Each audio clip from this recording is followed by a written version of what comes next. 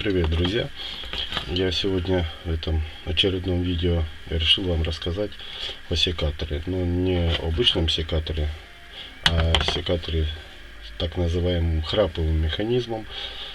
Я специально заклеил название производителя этого секатора, чтобы вы не сказали, что это реклама. Значит, таких секаторов разных производителей полно. Одно хочу сказать, что это секатор наверняка китайского производителя, потому что стоит он недорого. Есть брендовые модели германского, европейского производителя. Этот секатор я прикупил и не жалею, потому что работает он уже года 3, исправно, хорошо.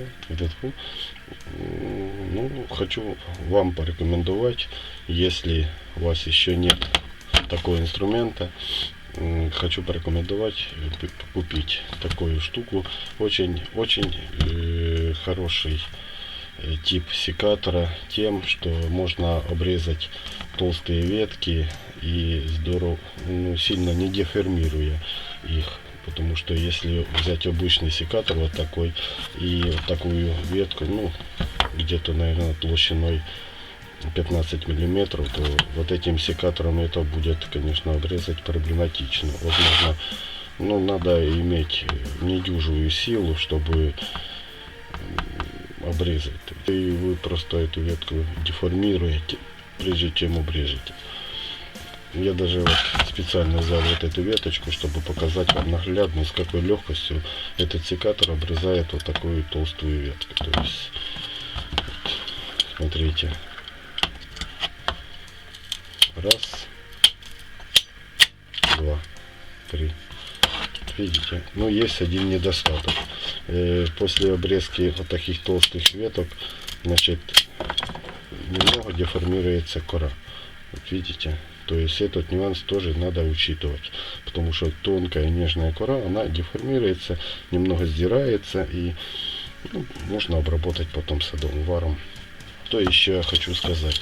При обрезке таким секатором на кольцо, веток на кольцо, то есть он, наверное, не предназначен для таких работ, потому что если вот таким обычным секатором мы можем подойти вот так, видите, близко, и обрезать на кольцо, то таким секатором, значит, за счет ширины вот этой нижней части мы близко подойти не можем, и уже остается пенечек немножко более. То есть, такого плана, я думаю, еще можно.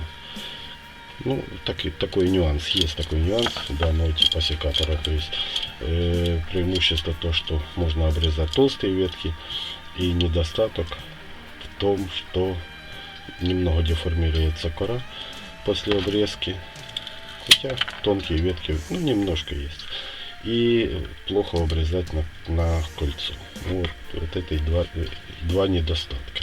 Но я думаю, если у вас будет один такой секатор, это будет только в пользу.